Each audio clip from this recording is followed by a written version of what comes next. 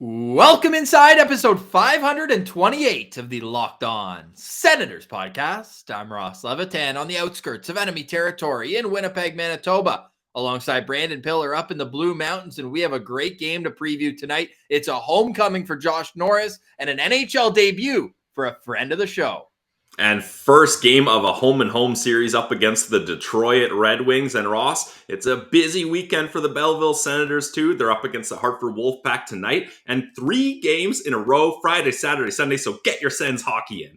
Lots to preview, lots to get into, including a heated debate at Sens Central on Twitter. Who was the better Ottawa Senator, Kyle Turris or JG Pageau? This is the Locked On Senators podcast, your team every day. Locked On Senators, your daily podcast on the Ottawa Senators. Part of the Locked On Podcast Network. Your team every day.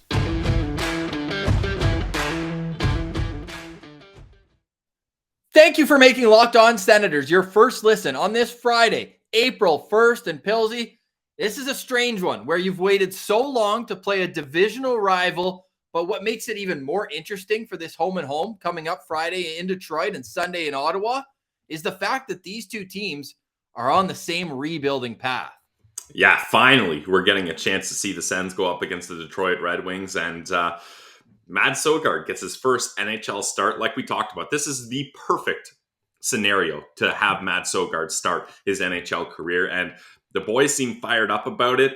DJ Smith, you heard his goalie report. He's big, so you love big goalies, and it's a great moment for him as he's worked hard and he's gotten to this point as a young goalie, and he's someone that we're gonna have our eye on, the Great Dane. Just a great kid too. When he came on our show, he's just so outgoing, well-spoken for a guy who, I mean, he did spend 2 years in the WHL, so it's not like he was completely new to North America. But let's hope he can start his NHL career half as well as he started his AHL career, eh, Pills? Yeah, I mean, 7-0 to start your AHL career, that's pretty decent. And there's no reason why he can't get a W tonight in my eyes. And check out this photo from Matt Tidcombe at Senators on Twitter. This just shows you how big of a character you're looking at. Like, say what you will about it being Eric Brandstrom and Dylan Gambrell. Maybe not the biggest dudes on the team, but he might be the most unscreenable goalie in the NHL. And I want to keep getting on this path, but Pilsy, we talked about the rebuild and how Detroit, Ottawa, pretty similar. Maybe Detroit about a year behind, I'd say. Well, guess what? They just drafted a 6'7" goalie in the first round this year. Ottawa gets their big goalie in the 2019 draft with their second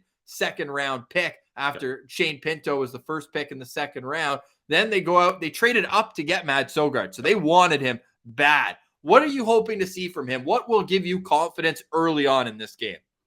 Well, Mads Søgaard, for a goalie of his size, he's so smooth and he has such good athleticism. So I want to see him use his size, but don't try to make massive diving saves or anything. Just use that body and positioning, because when you're a goalie that big, you don't need to make a diving save or a crazy glove save or anything. You just got to put yourself in the right spot, know your angles. And what we've seen with Mads Søgaard in the AHL is sometimes he can get a little out of position and overplay the puck. So I want to see him just be comfortable in your crease. You don't got to get out and play the puck much. We've seen that can bite you with Forsberg in last game. So just play a calm game. Don't let the bright lights get to you. And I think there's no reason why he can't have a good game tonight, and I'm fired up for it.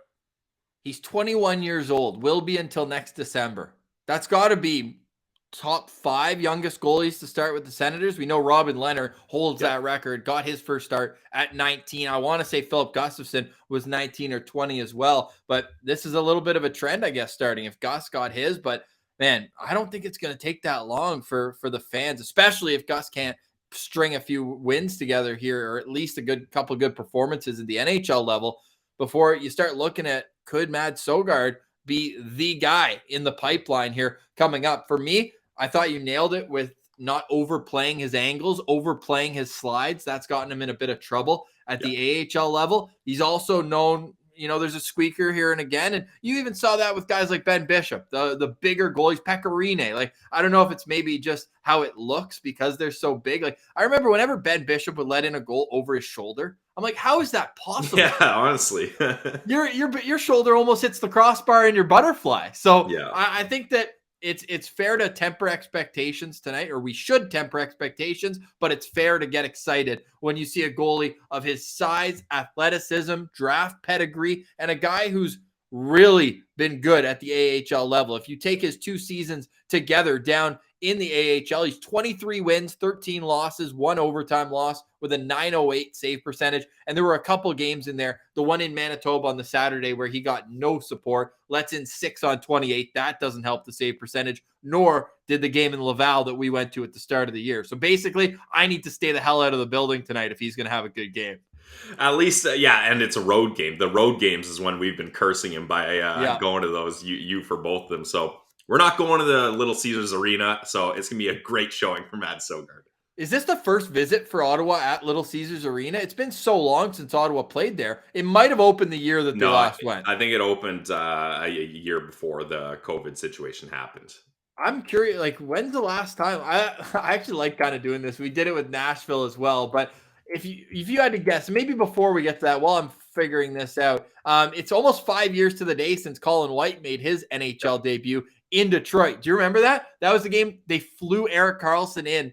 They parachuted him in for that game. Remember, he was suffering from his heel injury. I don't remember that. This was before the playoffs, and Ottawa needed points to clinch a playoff spot. And he flew in. I'm going to find that game as well, because that was the start of what was just the most miraculous run you've ever seen in the playoffs. So it was a home and home against Detroit, Pilsy. Classic.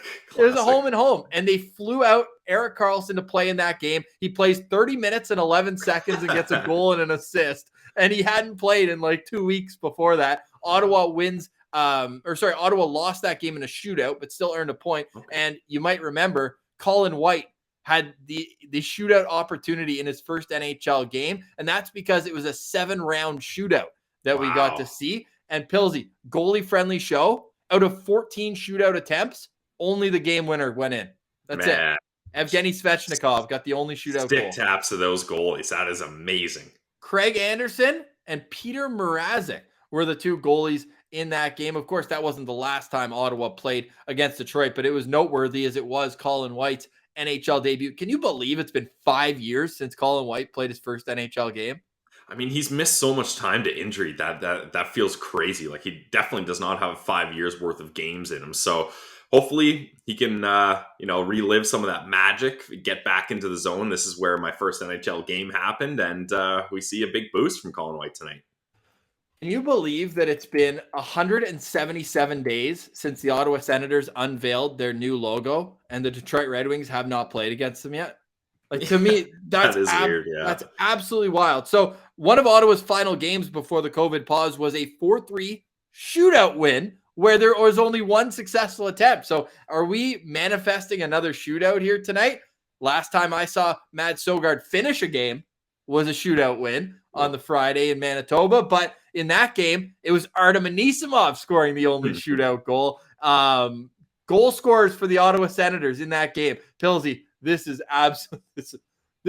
a sign of the times, and this is why I say the Senators rebuild is ahead of Detroit. Would you like to just take a stab? In the dark? No, don't make me guess. No, I'll tell you this. One of them had a point against Nashville. We laughed that he was on the score sheet in that game. Andreas Englund? No, Scott Sabrin had a goal in this one. Nice. Assisted by Matthew Pekka, and then 2-goal game for Artem Anisimov, plus the shootout winner. Have a night, Artem Anisimov. The Artie party. Yeah, no doubt. Pilsy, let's get into Tim Stützle versus Lucas Raymond. How are you thinking about their season so far? I mean, Lucas Raymond, obviously, he's popping off in his rookie season. He started very, very hot, and Sens fans were like, oh, man, the guy picked in between Stützle and Sanderson is lighting it up now. But, Timmy started earlier than Lucas Raymond did. I have no regrets of choosing Timmy over Raymond in that slot. So it's going to be interesting to see how Lucas Raymond does. And when we get to the Detroit Red Wings lines, like similar to the Ottawa Senators, their top line is absolutely stacked with young talent. And then the rest kind of trickles off there. But we're going to get to see Lucas Raymond front and center for 2 games, and I'm fired up about that. Alfie would like to apologize because he's getting a little noisy this morning, but he's okay now. That to say that we're all on milestone watch for Tim Stützle to get to 50 points. Yep. Lucas Raymond's at 50 points, and it's his first year in the NHL. I'm with you, and I think a lot of Sens fans were like, Stützle and Raymond, please, or Byfield and Raymond, please. Of course, there's that pesky 4th pick in between the two, and Jake Sanderson looks like he'll be a stud as well, but he's a hell of a player, and I don't think it's going to be one where you look back and you choose one or the other. I think that both players have tremendous upside, and maybe you give a bit of an early edge as well to Lucas Raymond for having that extra year overseas to really gain his skills or hone his skills, whereas Timmy kind of got thrown into the fire, and you could see that early on. And even early on this year, no goals in his first 15 games. So Timmy's center too, which as a young guy, that's a much, much bigger task than playing on the wing. So I think that's something to note as well. Are you saying that playing with Dylan Larkin and Tyler Bertuzzi might be a little more beneficial than Chris Tierney, or Evgeny Dadonov and Derek Stepan, which is who Timmy started with? Yeah, I would probably be comfortable saying that. Yes. All right, we'll get a little more into that conversation, which will evolve throughout the years. Oh, before we do it, how about we get into another conversation? Brady Tkachuk versus Philip Zadina, who I know lots of fans want to, or should we save that until we pull up the Wings lineup? Because I think Sens fans will be shocked at where Zadina sits on the Detroit depth chart. So yeah, we'll save that a little later, a little tease. And we also have to get into the Pajot versus Turris debate that I did not think through. So there's over 2,000 votes right now, and you can go have your say on Twitter at Sens Central. After 500 votes, Pilsy, 250 for Turris, 250 for Jean-Gabriel Pajot. I've never seen a poll dead even at 50-50 that deep in. Truly remarkable stuff. Before we get to all that and more, Pilsy's got a word from a new sponsor on the show. New sponsor. And look, this is something that we all deal with every day. And I talked about it last time is it's like 1-2 o'clock in the afternoon and you're like, oh man, what am I doing for dinner? And that's the worst, being like, oh, I got to pull something out of the freezer. I got to go pick up some takeout. No, don't do that. Enjoy a delicious meal that you can make at home. And it's with HelloFresh. You can count on them to make home cooking easy, fun, and affordable. That's why it's America's #1 meal kit. HelloFresh offers the flexibility you need to easily customize your order online or in the app. And that's what I love about this too, Ross, is maybe one week you and your partner on different work schedules, so you need some more HelloFresh meal options to make it easier and more affordable to cook for yourselves. And maybe other weeks you're heading out of town, so you don't need them. Well, you don't have to worry. It's not like you're locked in. You have to have so many meals every week. You can change that, your delivery day, your food preference, your plan size, or you can even skip a week if you go out on vacation. So that's an incredible part of HelloFresh. And HelloFresh is 72% cheaper than a restaurant meal of the same quality. And you get the enjoyment of putting the best ingredient in there. You make it with a little extra love. A little love in your dinner will go a far, far way. And instead of grocery shopping, you can use HelloFresh and you're saving even more money. HelloFresh offers 50 menu and market items to choose from every week, including veggie, fit and wholesome, family-friendly, gourmet options, and so much variety. So how do you get in on HelloFresh? Go to HelloFresh.com/LockedOn16 and use code LockedOn16 for up to 16 free meals and get 3 free gifts. We're hooking you guys up. So check it out today at HelloFresh.com. It's HelloFresh, America's #1 meal kit. All right, Pilsy. So tonight, the Ottawa Senators will be in Detroit taking on the team that's allowed the most goals in the entire National Hockey League this season. Hammer the over, and there might be a skewed number on the line at betonline.net because the Senators have the second fewest goals for in the entire National Hockey League this year. But there's no chance that is where they rank when Batherson and Norris are both in the lineup. And for Josh Norris, it's a homecoming. So anytime goal scorer, are you kidding me? Hammer Josh Norris tonight. Ross, I have a depressing stat. The Sens are actually last in goals for. They are now last in goals for. The Montreal Canadiens have one more goal than them. They scored now. 4 the other night. That's why. Oh my Yeah, God. so- They still lost 7-4 though. Wah, wah. Yeah, so it's not great. This team needs to score more, and yeah, when you have Josh Norris, Thomas Chabot, Drake Batherson all injured for long amounts of time and all together, this is going to happen. So it sucks, but hey, other than Thomas Chabot, they're back now, and they're up against a team that we talked about in the last episode is very easily scored on, giving up multiple 3. double-digit goal nights. So the opportunity is here. Yeah, it certainly is for the Ottawa Senators. We'll preview that game at the end. I want to get into the debate that's raging at Sens Central on Twitter. And I don't know why. I do remember why I threw this out there. So Ian Mendez, we put up yesterday how he had those like line combos. And somebody said, why are you having Pajot there and not Turris? Because I wrote back and I said Hoffman, Turris as my third line, whereas he went with Zach Smith and Pajot. We both had Mark Stone at right wing there. And hey, shout out as well. Arvidsson, Bonk, Hossa would have been a great call as well. Another solid line in Sens history. But it got me to thinking, like, of course, everyone loves Jean-Gabriel Pajot. 4 goals. That's absolutely sick. With Turris, it was more consistent efforts that allowed him to be the player he was. So while I go pull up what the stats exactly became in this, tell me why you voted where you did. Well, Ross, I voted for Jean-Gabriel Pajot because I'll admit it's a little bit of recency bias. He was on the team with the Sens much more recently than Kyle Turris. But for me, it's all about emotions. And you can go to Hockey Reference. You can see that Pajot and Turris, they both played right around 400 games with the Sens. And their stats should be comparative. Turris, massive edge in points, which is fine. But the emotions that Jean-Gabriel Pajot has given this team just beat out the points already. Like, Ross, is there a Turris? No, there's not. It's Pajot.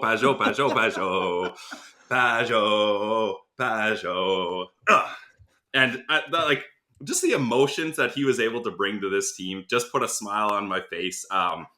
He was an amazing penalty killer. He did a lot of things that, you know, some of the more skilled guys on the Sens weren't willing to do. And he was able to do that every night. And it just seemed like he's a guy that grew up close to the Sens. So kind of a hometown kid. And he was someone that the fans loved. Like, he was just such a fan favorite. And I'm a big Kyle Turris guy myself. But for me, it was easy voting for Pajot because he just holds a special place in my heart as a Sens player. Absolutely. I'm not taking anything away from that, but we have to just deal with the numbers here, Pilsy. Yeah. First and foremost, you're looking at Kyle Turris, who's top 15 in Sens history in points. 13th. There's only 12 players who have more points than him in Sens history. And if you have to scroll quite a ways down to Jean-Gabriel Pajot, who played, how many less games did he play? He played more. He played 21 more games and had 90 less points, give or take a couple. Not a math guy. But when you also factor in, so I think that your argument has a bit more merit. If Kyle Turris didn't have 3 overtime game winners in the playoffs. Pajot had 2 game winners though. So 3 beats 2. Yeah, I know, but it's not as monumental as you might think. No, but I'm saying that's what Pajot has, if in the argument, but then he's still one up on that. And Turris did it in a much, how do I say this? I don't want to say a much more dramatic fashion because Pajot is a 20-year-old against the Montreal Canadiens. But what happened they were bigger moments for Turris, I think. For Pajot or for Turris? For the game winners for Turris, because yes, well they don't get to the Ranger series where Pajot gets the 4-goal game. Did he have 2 in that Boston series? I think he had 2. Because he had one winners? No. Overtime winners. Because those are game winners. Only one game winner in the 2016-2017 run. Okay. So is it 2 overtime? No, he had eight goals in that run, though. Yeah, he did, man. He was so good. That top line was unbelievable. Now, some people were saying that his line mates propped him up a little bit, but I think that he was right there with them. Every game in, game out. I thought that he was fantastic. And man, what he also brought, he brought us Big Booty Poppin', right? I think it was 2015. The puck went off his back end and in the net, and he put that hashtag out. And you look at what he did, and this isn't to take anything away from Pajot, another great Ottawa Senator, but Kyle Turris, what he did with the Condors in Ottawa, all the charity work as well, and he was the number one center on this team. Pajot was only the number one center when they got rid of everybody, and it was like, okay, we need somebody to play on the top line. Whereas but he stepped up, though. Like, I'm looking at his stats for that year. 24 goals, 16 assists, 40 points in 60 games with the Sens that year. Like, that was pretty damn impressive. 40 points? Yeah. Kyle Turris has three seasons with over 55 points with the Ottawa Senators. So on much better teams, though. Much better teams. Fair, but even those teams, like Turris was traded there after 2011 when they were brutal. Yeah, he helps the pesky Sens in 2012 make it to the playoffs. He still makes the playoffs in 2013. So for a team that in the 2010s, from 2011, really, because they made the playoffs, even though they sucked in 2010. I think that was 6 games against Pittsburgh. Anyways, 2011 to 2017 when he was traded. I mean, you're still looking at a team that was like in and out, kind of, but 2012, 13, 15, and 17. So 4 out of his 6 years with Ottawa, they make the playoffs, and in 2 of them, they win a round or more. Yeah. I think that Turris is a little underrated, I think, in terms of history looking back. Do you think a bit of that is the fact that his career just kind of fell off a cliff right after leaving Ottawa? I think that's a big part of it. And, like, it's so crazy to think that Kyle Turris was a number 1 center for this team. And a good number 1 center. A 3-time 24-plus goal scorer, Pilsy. And what I love about Kyle Turris is, and you guys have heard me say this multiple times, he's the kind of guy that can just go down the wing and rip a wrist shot top corner on a goalie at any given moment. And I love that about him. 100%, man. He was an awesome Senator to watch. And you know what? Maybe a bit of it, too, is number 7 just got snatched right away. And now everyone, they just see number 7, and it's Brady Tkachuk, and rightfully so. But I feel like Turris might be getting lost in the history books of the Ottawa Senators, and we can't let that happen because Pajot, the only question remains, Dean, is where are they going to build a statue, right? To chicken parm.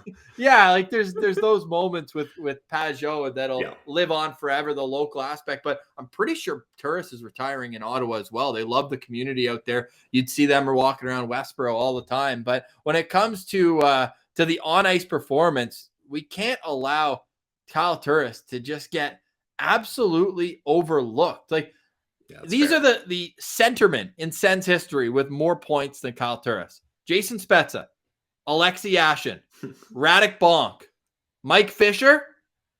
That's it. Yeah, I was going to say that's got to be it. That's it. I mean, the names below aren't as noteworthy per se, but I would like to see, I mean, points per game is probably a little bit better of an indicator because the guys who I mentioned there all played 200 more games and all the guys under are all played about 100 less games, except for Jean-Gabriel Pajot, who actually played more games than Kyle Turris. But hey, it's a fun argument, and both of those guys deserve to come back. Hey, would you put either of them in the Ring of Honor?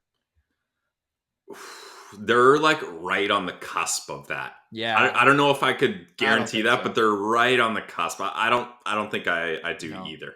Are you still in the mind that that's where number 41 should belong, or should it? Yeah, not in the rafters? No, not in the rafters. I think Ring of Honor is perfect for Craig Anderson. Yeah. Yeah. Well, let us know what you think and go to @SensCentral on Twitter. There's definitely arguments to be made on both sides, but I think at the end of the day, I could easily switch either way. I went with emotions. You went with stats. Yeah. Stats guy. Nerd. But hey, Kyle Turris has pulled away here. And the question is, who was the better Ottawa Senator? And that's a very simple question. 2,228 votes. And I made it so that it's a 2-day poll. So go have your say right now and go read through the comments as well, because a lot of people are saying, how could you vote for this guy? It's obviously this guy. And then the comment below is, how could you vote for that guy? It's obviously this guy. So 1 day left at time of recording. It was 50-50 so deep into it, but now over 2,228 votes. And Kyle Turris is pulling away a little bit, 55.8%. Very je ne sais quoi about JG Pajot getting 44%. The number, the 4-goal game. What was awesome about that 4-goal game, just before we move on from this, is they were down 2 goals with 3 minutes remaining. and Pajot gets both of the goals to tie it up late, both on deflections. And then you're like, okay, neither goal was like him skating with the puck or making a move or anything. You're just like, okay, right place at the right time, great. But to keep on a 2-on-1 in overtime, double overtime, right? I think it was double.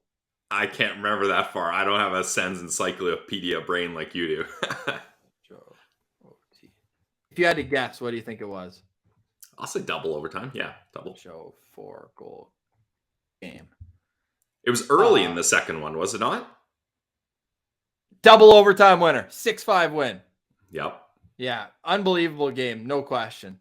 2 chicken parm. I might have chicken parm to celebrate tonight, but Kyle Turris is the correct answer. No question about that. All right, good conversation there. We got a lot to get into, though, with Belleville playing 3 games in 3 days this weekend. We got some advanced analytics coming out about what their playoff percentage is, what the likelihood of them making the playoffs. We'll tell you that after. And also, the Ottawa Senators start a home and home, the first home and home this season. And I love that style. It's just, it adds a little something to the game. And especially it's going to be an emotional afternoon on Sunday. Of course, we're not going to be making any more Locked On Senators podcasts until Sunday, but we will have the postcast after tonight's game. So make sure you're subscribed to our YouTube channel. That's where we will join the postcast tonight after the Ottawa Senators take on the Detroit Red Wings. 7:30 start at Little Caesars Arena with Mads Søgaard in goal for the Ottawa Senators. Who starts for the Detroit Red Wings? We'll answer that question a whole lot more. Pilsy, you've got a word here, though, from one of our favorite sponsors. Yep, and this is a perfect time to head to betonline.net because I want this to be a run and gun game. Like, obviously, I want Søgaard to do better at keeping the puck out of his net, but if it ends up being a 6-5 game in overtime or shootout, I'm down with that because we need a fun game here. And to make the game a little more fun, you can get in on the action at betonline.net. From all the latest odds, totals, player performance props, to where the next fired coach is going to land, betonline.net is the #1 spot for all your sports betting needs. It remains the best spot for sports scores, sports podcasts, and any news you might need to keep up to date with your favorite teams. It's not just hockey. You can bet on Final Four college basketball. March Madness is happening. Boxing, UFC, golf, NBA, baseball is coming back soon. So get your bets in, guys. Head to the website today, or if you got boots on the ground and you want to live bet the action, use your mobile device to learn more about the trends and the action. It's betonline.net, where the game starts. And Pilsy, what better way to enjoy a sporting event you've wagered on than with a power bar that tastes like a candy bar? That's why Built Bar is the perfect treat for you. Built Bars are awesome for the health-conscious guy or girl because you can lose or maintain weight while indulging in what is a delicious treat. And when I say treat, I mean it. Like the most recent, I want to say miracle, but it's just Built Bar. You have to expect the unexpected, is Built Bar Puffs. Literally a protein-infused marshmallow that's fluffy, marshmallowy. It's a treat, and it's 100% covered in real chocolates, and they come in amazing flavors as well. How about a yummy cinnamony churro, coconut marshmallow, banana cream pie? They're all delicious. You got to try them all and pick your own favorites. That's why we recommend the mixed boxes of Built Bar when you go to their website, built.com. Compare it to a candy bar, and you'll see the difference in health benefits. But at Built Bar, they're all about the taste. They make it taste good first and then worry about how to make it healthy. So go see them for yourself right now, built.com. And we have a promo code because they've been a long-time sponsor of Locked On Podcast Network. It's Locked15 for 15% off your next order at built.com. Promo code Locked15 for 15% off your next order. All right, Pilsy. So that was a little heated debate we had on the Turris versus Pajot. I'm curious to see what more and more citizens will say. And we got to switch up the marketing here a little bit because we're going to continue having our Sens Central citizens on the show. We absolutely love interacting with you guys each and every week on Locked On Senators. If you've missed any as well, go check out the playlist on our YouTube page. We've got lots of playlists. One of them, all of our Sens Central citizens are right there for you. But if you listen to the show, you are a Sens Central citizen. Yes. So why not rep it? And that's why coming soon, we've got the merch collab with at Sensual Healing. The top one's going to be on the front, big letters. Obviously, shout out to the ugliest jerseys in Sens history. It's kind of a fun little bit of irony there. And then we're taking out Citizen from that bottom one, but that'll be just up above. Think of where you get the Adidas logo on the Sens jerseys there. So, hey, you are a Citizen if you rep with us, and the road to 50K, we smashed it. If you add YouTube, we might get to 100K next month. And that is a testament to the passion of Ottawa Senators fans. And Pilsy, all that I think of when I look at the numbers is what's going to happen if and when we reach unparalleled success.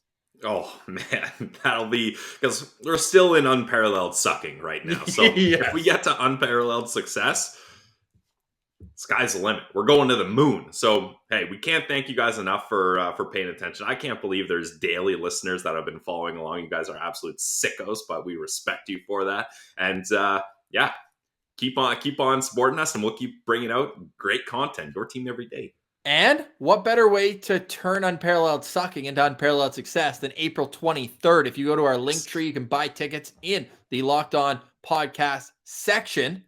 And it's going to be $319, $320. Back when I was still just a cook at Navarra in the market, or maybe for those who want a little more of a name association, right out of culinary school, I was working at Blue Cactus, making nachos, maybe some salads. And then I would take all my disposable income and I would sit in section 319, row C, right in the aisle, had the half season pack. That was what I had to look forward to. And it happened to be the year that they had that great playoff series against Montreal. So I still carry that with me almost 10 years later. It'll be nostalgic for me to be back in that section on April 23rd when Pilsy and I are boots on the ground in Ottawa, Ontario. Pilsy, it'll be our first time at the CTC since the home opener, which will be spectacular. Yeah, Sunday will be the first game at the CTC since Mr. Melnick passed away. And, of course, it's going to be an emotional afternoon, 1 p.m. start. Note the start time there. So we do have that coming up on Sunday. Of course, we're still wishing condolences to the family, and it just sucks that so quickly before the body's even buried that all these rumors and everything is coming out about that. So we're staying away from the rumor mill, at least trying to. Of course, the Quebec City thing we had to refute a little bit, but we did our eulogy for Eugene Melnick on Tuesday's show, and then now it's time to preview a hockey game. The Senators still looking for their first win in the post Melnick era. So you know that he's cheering, probably wearing his Sens jersey up in the heavens, looking down, hoping for a big effort, hoping for the Great Dane to have a fantastic performance. Do you think, as we get into the preview of the game, we've seen different levels of success with our nicknames? And shout out to Saeed Kuda, who came up with that one. I think the most caught on nickname is the K-Train, even more than Timmy Superstar. What do you think? That's fair. But I would say the one nickname that nobody really debates or has an alternate for is the Great Dane. Nobody has another one. There's not a Gus the Bus or something like that. So the Great Dane is an absolute solid one. And you think it's going to catch on? Oh yeah, I think it's already caught on. No, but I feel like for it to be officially mainstream, it's got to happen on the broadcast. It's got to happen on the That's broadcast. Fair. Which the K-Train has happened on the broadcast. Yeah, the K-Train has happened multiple times. Shout out Jake Brandt, Alex Heinert. Alex was on the show on Monday. If you want to hear more about Jake Sanderson, his return from injury, when it could be, and just what kind of legacy he left at North Dakota. Truly unbelievable. I need to see the helmet tonight, Pilsy. I need to see the bike helmet and shades after tonight's game. We got to pull up this photo, maybe for some good vibes here for the going into the game. Hamonick's probably got a size 12 bucket. Look at this guy. He can barely fit it over his temple. My goodness. But hey, he's actually looked pretty solid in his short period of time with the Ottawa Senators, and he lines up alongside Michael Del Zotto tonight. Let's go through the lines, and there's a notable absence, but if you listen to yesterday's show, these are the exact same as practice lines, except we do know that the Great Dane starts in goal. Up front, Josh Norris between Brady Tkachuk and Drake Batherson. Tim Stützle between Alex Formanton and Connor Brown. Colin White between Mathieu Joseph and Tyler Ennis. And the fourth line is the cop, Dylan Gambrell. Apparently looks like a cop. Josh Norris gave us that gem on Volume of Thought yesterday. So the cop in between Adam Gaudette and Austin Watson. On the back end, Brandstrom Zub, Holden Zaitsev, Del Zotto Hamonic, and as we just said, the Great Dane gets his first National Hockey League start. Your opinions on the third line in particular, because people have been begging give Joseph a little more talent to work with, and those prayers have been answered. I love it. Yeah, it's going to be great to see Joseph playing with Tyler Ennis. They've already shown they've got good chemistry. They've got speed. They've got skill. And hopefully Colin White can, I don't think he can keep up with them, but he can at least make a first pass that gets those two going and be responsible defensively in his own end. So I think that third line is a great opportunity and kind of a tryout line for all three of these guys. Ross, like Joseph, RFA. He's looking to boost his stats for arbitration or his next contract. White, possible buyout situation here. He's got to prove it's better to keep him than to buy him out. And Tyler Ennis is basically playing for his career. Like he was signed on a PTO this year. So he's looking to boost his stats to try to get a nice contract, whether it's with the Sens or somewhere else either. So this third line, they got a lot to prove. Who's your locked on player in tonight's game, Pilsy? Let's both say Mad Søgaard. So give me someone else other than the Great Dane. Yeah, that's fair. I think it was my guy last time, but I'm going to stick with it. Tim Stützle. I mean, he's going up against his good buddy, Moritz Seider, two German kids. He mentioned yesterday that he was going out for dinner with them, so they get to meet up. And this will be the first time they play each other in the NHL. And two very different style players playing different positions, but they know each other well through developing in Germany, and they work out together in Mannheim. So it's going to be interesting to see. I want to see Timmy pull a nice deke and get right by Seider. Like have Seider go for the hit, and Timmy just does a whoop, nope. And easier said than done, though.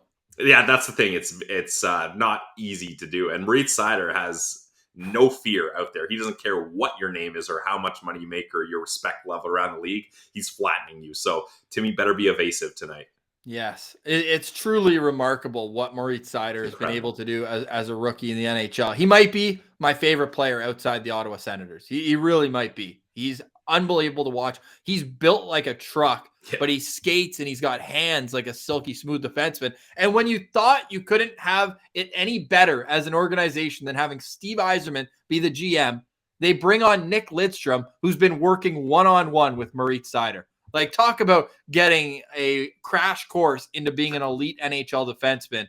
Moritz Seider is certainly that. But we'll get to the Detroit Red Wings lines. Let's stick with the Ottawa Senators. And my locked-on player, and Timmy is a great one, but how can I go anywhere but Josh Norris? I know we already mentioned him earlier on in the show, but I love the stories of the homecomings. Stick taps to Austin Watson, too. Another Michigan guy, so it's a homecoming for him of sorts as well. But he's 30 years old. He's been around. He's gone to Detroit, although maybe not Little Caesars as often, and he also played in their division for a while when he was in Nashville. So a little less special, for lack of a better term there, than Josh Norris, who will be making his first appearance in Motown. Said he grew up 45 minutes away from the arena. You know he's going to have a little extra pep in his step when he takes the ice tonight. And he gets to do it with both of his line mates, which is just awesome to see. His goals, they're just coming fast and furious for Josh Norris. So I'm not going to say a guarantee because I don't want to overuse the guarantees, especially after I guaranteed a fight against Nashville. Didn't come through. So I'm not going to double down on my losses. But I have a sneaky suspicion that he might hit 30 goals by Monday. That would mean he needs 4 goals. Ooh. They're playing Detroit, man. Yeah, no, it's fair. It's fair. All right. So I'll take credit for it if it happens, but I'm not guaranteeing. Okay? Smart. Fair? Josh Norris's next point will be his 40th of the season. He's already well set a career high. 35 he had last year, 39. And guess what? Because of his injury, he's done it in 6 less games. So that trajectory just keeps skyrocketing. My locked on player tonight is Josh Norris. Love it.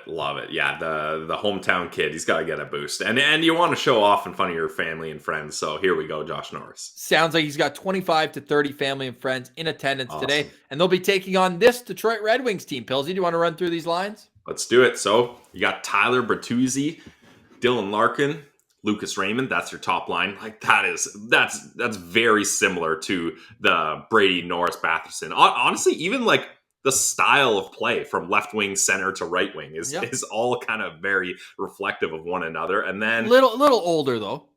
Yeah, definitely a little older with Larkin and Bertuzzi. They got some more years under the belt in the NHL, that's for sure. And then things kind of trickle down after this top line. I mean, Jacob Vrana, incredible player. That Mantha deal that they pulled off a couple deadlines ago was absolutely massive. He's playing with Joe Veleno and Sam Gagner. Then you got Adam Ernie with Pius Suter. Sunkfist, a guy who Sens fans know well. He kneed Matt Murray in the head as a member of the St. Louis Blues after a goal, resulting in another Murray injury.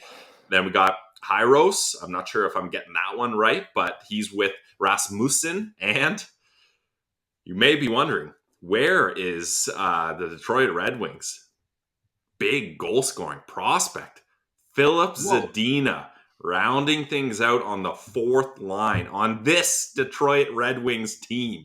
So fall from grace for Zadina there. Then on the back end, you got Osterley with Moritz Seider. This is a shutdown pair here. Mark Stahl with Philip Hronik. Then Jake Wallman and Lindstrom. Not Lidstrom, Lindstrom. Although I bet if you gave Nick Lidstrom some skates and put him on the ice, he would still be out there schooling. And we're not sure who's going to start, or are we sure? Is it Nedeljkovic starting tonight? Unsure, unconfirmed. Unsure. Okay. So that's how your Detroit Red Wings line up.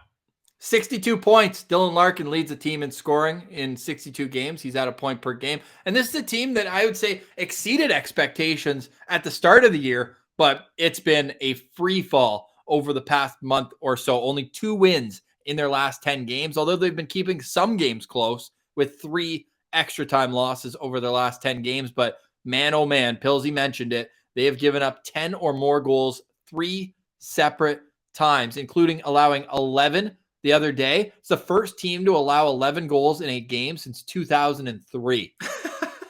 So a historically bad Detroit Red Wings team. And if we look at how they're doing this season, I mentioned that they've tailed off here over the last stretch. Well, they've had a couple big losing streaks in there as well. If we go back to December 6th, so this is after they just concluded a 5-game win streak, a 6-game point streak. Since then, they're 13, 23, and 6. And in that, which would be 36, carry that. In their last 42 games, Pillsy, they've allowed 180 goals. That's a lot of goals. That is a lot. The Sens need to have 4. Speaking of lots of goals, my lookout player is a guy who claimed he was going to put many pucks in the nets of Ottawa Senators and Montreal Canadiens, 2 teams that passed on him in the 2018 draft. It's Philip Zadina, a guy who Detroit fans wanted nothing to do with that trade proposal earlier this season, where we said Eric Branson for Philip Zadina, 1-for-1. What's it going to be? Kind of a positional need swap from that standpoint. But I don't know what fell off for Philip Zadina. It sounded like it was just the counting stats weren't there, but everything else was. He's only played 1 game against Ottawa. No points. So the net has not been filled with pucks yet. In this season, he has 8 goals in 64 games. He's a -28. In 150 NHL games, he's -50. But much like a lot of the Sens young players, take it with a grain of salt. Not a whole lot of Timmy's defense probably going up there out too. Yeah. So in 8 games against Montreal and Ottawa, the 2 teams he said he'd fill their nets with goals. He has 1 goal in a game against Montreal. So I'm going to be looking out for him. I'm going to be looking at the net. I'm going to see if it's filled with pucks, but I have my doubts there as he's playing on the 4th line for the Detroit Red Wings. Who do you have as your lookout player, Pills? Well, a reason I kind of like following the Detroit Red Wings is they're basically the big brother of the Guelph Storm. They have so many Guelph Storm players, and if you guys have been listening, you know I'm a Guelph guy. I worked with the Guelph Storm with Rogers TV, so a lot of these guys, like Tyler Bertuzzi, he was there when I was filming Corner Cam, volunteering with Rogers TV. Giovanni Smith, who I don't think is going to be there, Guelph Storm legend. I love that guy. But my lookout player is going to be another Guelph Storm player in Robbie Fabry. Now, this is a kid that when he started in the NHL, he lit it up with the St. Louis Blues. And then I don't think that, he's had some of the worst injury luck ever. I think if I remember correctly, he sprained both his ACLs back to back on each leg. It was just absolutely horrific injuries for the kid. Maybe they were we don't know if you're going to play again. It was brutal. And Detroit said, hey, you know what? We're going to give you a chance. And that was a situation where the St. Louis Blues were like, we like you, but you're not going to fit into our system. So we're going to find a place for you to play. And that was Detroit. And he's been rewarded with a new contract. I think 3 years, $4 million average. So he's got a nice new contract. And in his last 4 games, he didn't score up against, excuse me. Oh, wait, is Robbie Fabry even playing? What am I doing here? No, I think he just got injured, actually. Oh, Yeah, he got he's injured again? I know, it's tough, man. Hey, well, that's dash one on me. I literally read the lines, and Robbie Fabry was not on the lines, and he's my lookout player. So I'm Hell going to yeah. pivot here. That's a big dash on me, sleeping over here. Just excited about the Guelph Storm. So I'll pivot to Tyler Bertuzzi as my lookout player because I'm not going to get to see Robbie Fabry here.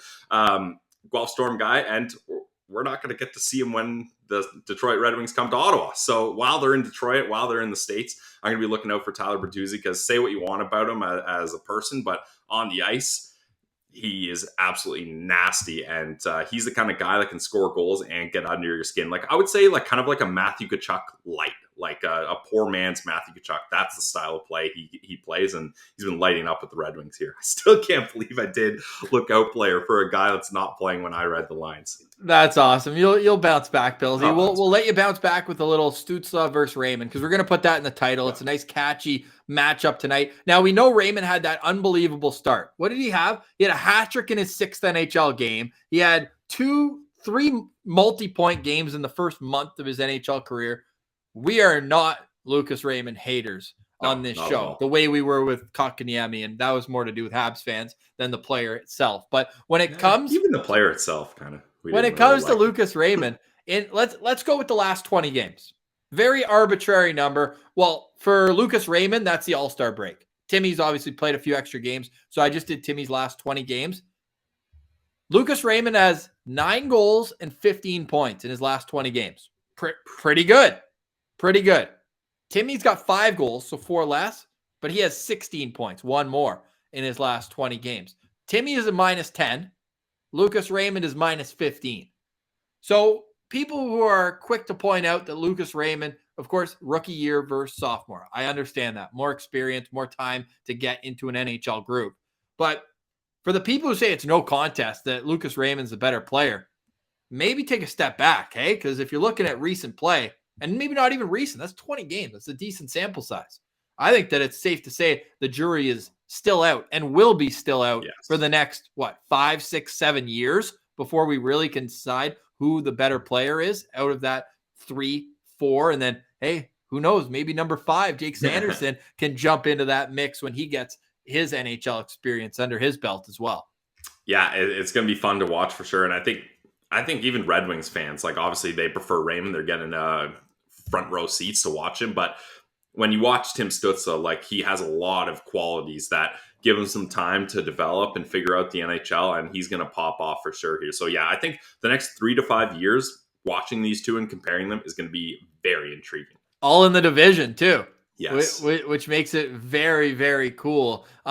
When you look at just that top 10, there's so much in the division. Think like Jack Quinn's killing it in the AHL as well. And you've got guys that are, stepping up in different situations. So I think that this is a fantastic first glimpse of a matchup that will be an individual one in a team sport that we're going to be watching for years to come. And then you've got the all-German matchup with Seider and Stützle, both Mannheim Eagles, but they missed each other by 1 year. So during the COVID pause, Seider went back and trained with them. So they know each other very well off the ice, but never actually played with each other except for internationally at the World Juniors when they did that. So it'll be really cool to watch that matchup, I think, tonight. And I'm sure that Timmy's going to have a little chip on his shoulder here tonight as well, because that he knows that the entire country of Germany, all the hockey fans, are going to be locked into this one.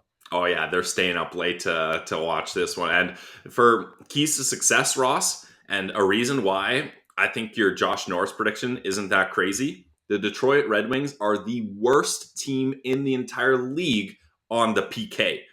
Where does Josh Norris thrive? Wow. On the power play. So there's a good chance that he could pop 4 goals. And I would say even like all of those could be on the power play if the Detroit Red Wings start playing an undisciplined game. The Sens get the man advantage. So key to victory is when you get a power play, make sure you're making them pay. Like 72.1% penalty killing success for the Red Wings. No wonder they're giving up double-digit goals left, right, and center. So you got to capitalize on that. Let's see Norris get a Hattie all on the power play in front of his family and friends. That's what I want to see tonight. Whoa. Let's go.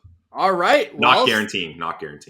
Well, we'll discuss whether or not it does happen in tonight's postcast that you can find on our YouTube page. We would really appreciate if you go and subscribe to our YouTube channel. The road to 2,000 continues. It does go a long way for us, but enjoy Locked On Senators wherever you download your podcast as well. And you can follow the show to stay up to date on social media at Sens Central is where you can find the show there. For today, we say goodbye, though. For Brandon Pillar, I'm Ross Levitan. No, maybe not for today, though, because we'll see you in the friggin' postcast. How about that? But have a great rest of your Friday. Enjoy the game, and we'll chat after. For Brandon Pillar, I'm Ross Levitan. This has been the Locked On Senators podcast, your team every day.